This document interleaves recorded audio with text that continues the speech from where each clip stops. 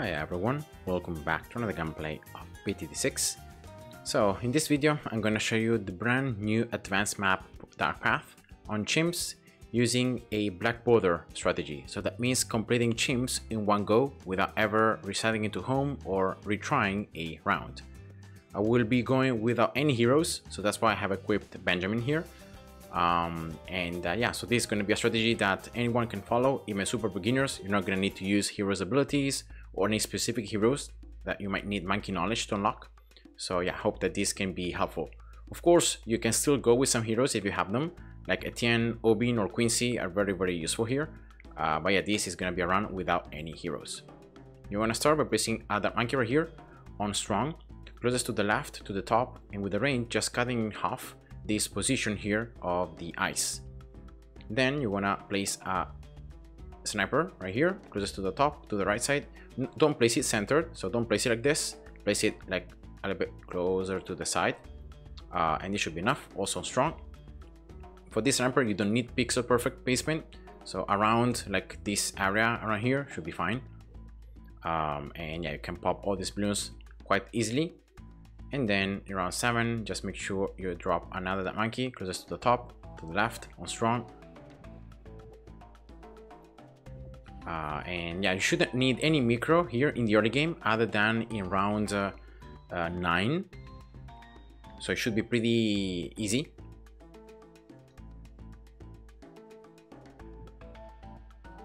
So here on 9, what you're gonna do is you're gonna just set the sniper, keep the sniper on strong.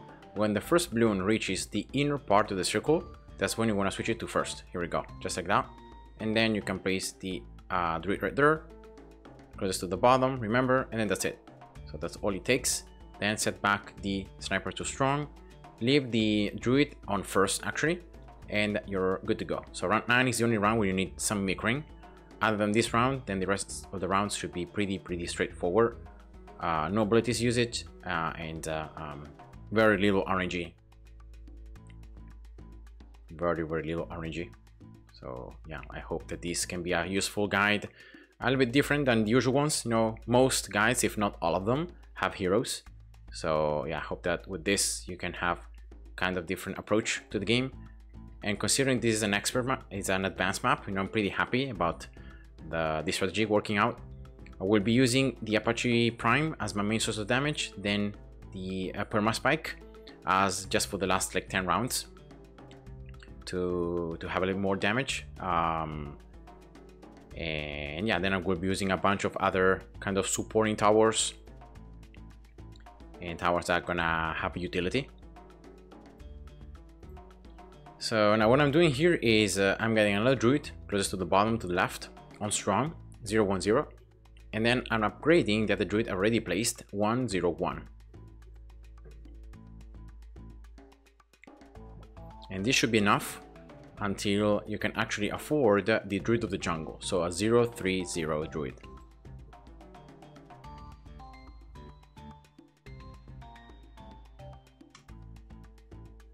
All these rounds should be pretty easy, no RNG, nothing too weird involved. You can go slow in certain rounds if you feel like some balloons might be getting dangerously close towards the end. You can always change the sniper targeting to first. But yeah, shouldn't be needed. And that's the druid of the jungle 0-3-0. Then you're gonna get it right away 1-3-0. So now you can pop also labyrinths with it. And now last thing you're gonna need is gonna be the sniper with camo detection to make sure you pop the camo around 24. This is just the easiest way I was able to find because I will be using the sniper later on in the game. So I'm not actually wasting any cash like in purchasing an upgrade just for the camo, and something that I will not really use later on. And now because of the fact that with this strategy the main weakness right now is actually camo balloons, I will be going for this very early village. I'm gonna be showing you how to place it, and yeah, that's just it. So here we go, placing the village closest to the top, to the right side. And just make sure that the range here of the village, see, is just touching this intersection between this rock, this ice part, and this one, the pointy one. See here, this spot? That's what you're gonna touch with the village. And you're gonna get the village 0-1-0 and then 0-2-0 right away. Because of how strong the 130 druid is in combination with the other towers, you don't really need any other defenses in this round, so you can just spend a lot of cash to get this village to upgrade it. And yeah, that's it. That's Camel Detention. So now I will not have to upgrade or to place other towers for the early camos, like around 33, 36, 37. I will be giving Camel Detention already to my towers with the village. And the village is always an all-around very important tower, more range, more attack speed. So yeah, pretty happy. Get the druid here 201. Then get the village upgraded 120. So now the druid is in range. So also the other druid now has Camel Detention and a bit more range. And yeah, now you can get the druid 202. Remember, this increases the attack speed of the druid. In this case, the second passive, it's not really useful because of the fact that you only have 1 life. But yeah, it's better than nothing. Remember, keep this druid here, the druid of the jungle, on strong always. Even later on, as you're gonna place more towers, you're gonna have more damage. Always leave it on strong. It's just the best way to have the most damage from it. And then here, just getting the druid 302. So that's actually the tornado. Now the tornado can blow the balloons off the track, like away. And so you're gonna get a lot more of time against ceramics. You can see either against rainbows, against any non-map class balloon, you can actually blow it backwards. And that's gonna give me so much extra time for the remaining towers, like the druid, like sniper, like this heli that I'm placing right now, like the divine, to do damage. So that's the heli. I'm gonna get it very simply 200 first, so that's pursuit, so that the computer can handle the attack, and then heli here 202, and that's enough for round 40. You're gonna be able to pop the mob, then you're gonna be able to proc the blowback on the ceramics, all of them. This is like, there is no RNG here. It always happens. You always have a tornado because it's the very first attack when the mob pops, and because you can't blow mob class balloons, the druid is always going to launch this tornado when the mob pops, so you're always going to be able to blow those ceramics backwards, and that just gives you enough time to pop them, and boom, round 40 easy. You're gonna get now the heli 302. Now I'm gonna start going fast forward through the rounds. Village 220. I'm gonna remove also this bottom obstacle, so that then here I can place a wizard, very important, closest to the top, to the right. 0 to 1, so a wall of fire. Again, it's gonna be pretty useful until I can afford the Apache Dark Ship. It's a pretty expensive upgrade, so you will not be able to get it right away. You're gonna need to survive a couple rounds, so that's why I'm placing here some additional towers to make sure I have enough damage to survive until then. So that's an alchemist. You're gonna get the 300, and that's it. So with the village 220, this druid of the jungle here 130, the other druid 302, sniper just 010 for the moment, then the wall of fire, and then the heli. This is enough to actually survive until like round 56, 57, which should be plenty to afford the Apache Dark Ship. And once again, remember, just minimizing RNG, making sure that you do enough damage to pop the Moabs. Especially the Moabs are going to be the hardest thing in these early rounds, but as I said before, there should be no RNG because of the strategy, like the combo between these towers, especially the druid of the storm here doing a lot of work in blowing the ceramics backwards. So now it's just about waiting.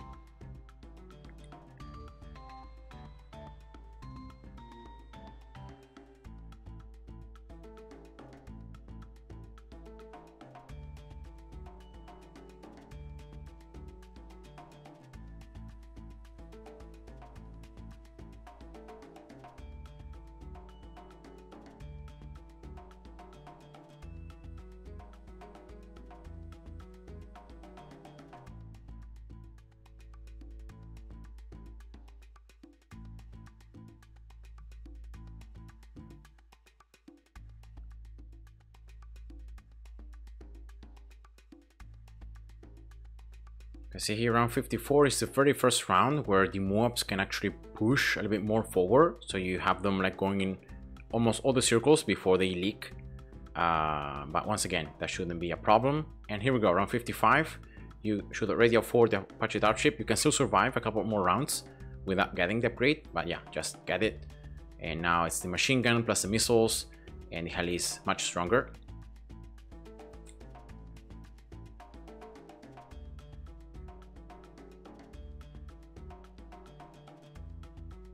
And once again, at this stage, you just want to save up the cash to get the Apache Darkship. The Apache Prime, sorry, the 5th upgrade.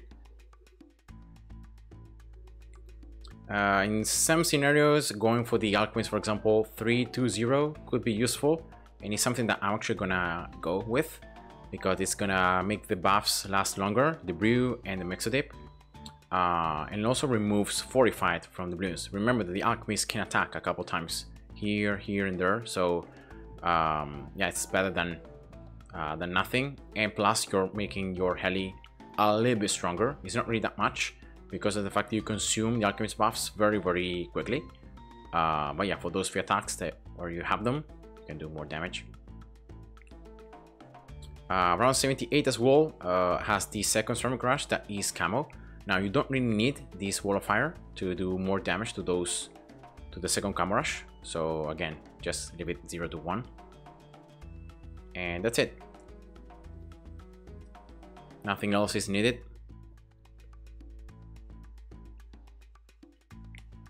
Some rounds where you might have balloons pushing a bit more forward are around 75 and around 77. So those rounds where you have a lot of BFBs especially. So those are the only rounds. But for round 79, you should be able to afford the Apache Prime, the 5th upgrade. Once again, that allows the heli to do even more damage. And after that, remember around 80 to MG, then from around 81 onwards, you have the buff on ceramics. So ceramics become super ceramics, they have more HP. And then for that time is where I'm gonna start placing the Spike Factory, getting the Perma-Spike. And that's gonna be my strategy for the last like 10 rounds. So that my heli will be able to damage, if not all of the balloons, most of them, to take them to critical HP, right? And then the few remaining balloons that could survive, especially out of the DDTs around 95, that's a round where the heli struggles a little bit. And then around 98, those are 2 rounds where you might need the Perma-Spike.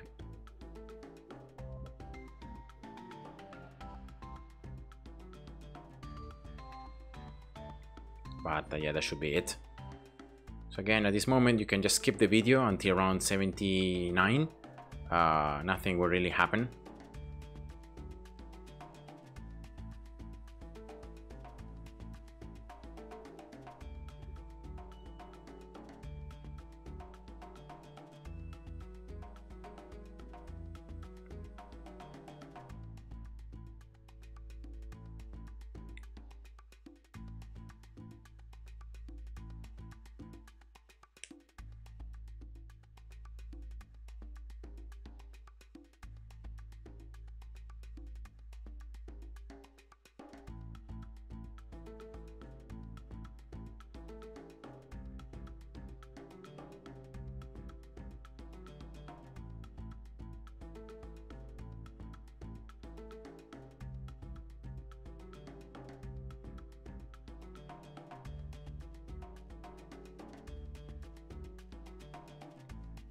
So see here, for example, around 75, the double stack BFBs plus the 45 mobs make them able to push more forward. So that's the like scary thing sometimes. But remember, you have the tornado that can push Bloond backwards. You have the wall of fire. You have the heli doing damage. You have the vine of the druid. So it's a lot of things that can still damage the balloons, even if they can push forward. Remember, the vine, it's almost unlimited range. Also, the heli can follow the balloons. So yeah, shouldn't be that problematic.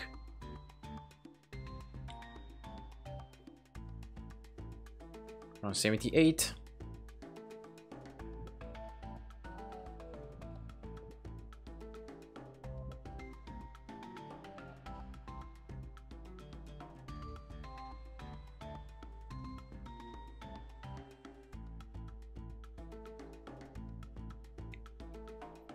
And again, the second rush, because it's camo, it can be a bit scary, especially because of the fact that with your wall of fire not really doing any damage to these ceramics. But as I said before, you should have plenty of time here, and also when the balloons get through, you still have the vine, you still have the heli.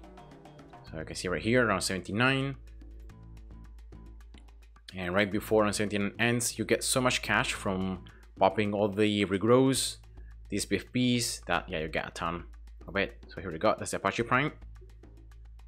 Right as you start attacking the 45 BFBs.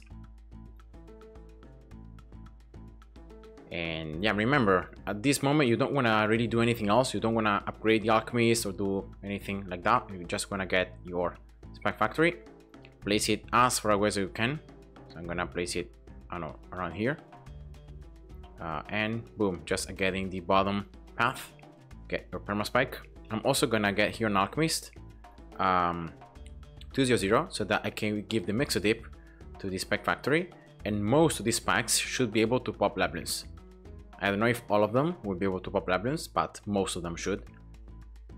And again, you're gonna need it also for the Perma-Spike, so in that way you can pop labyrinths, you can pop DDTs already with it, so you don't need to go for the top cross path, but you can go for the middle one.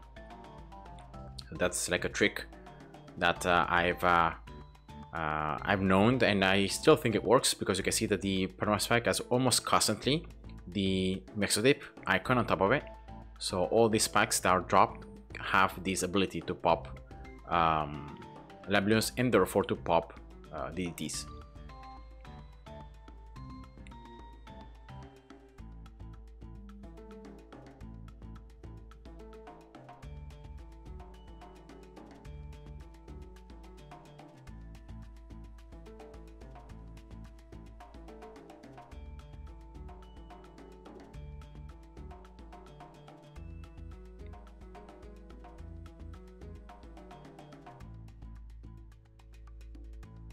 So remember, the Perma-Spike is 32.4 thousand.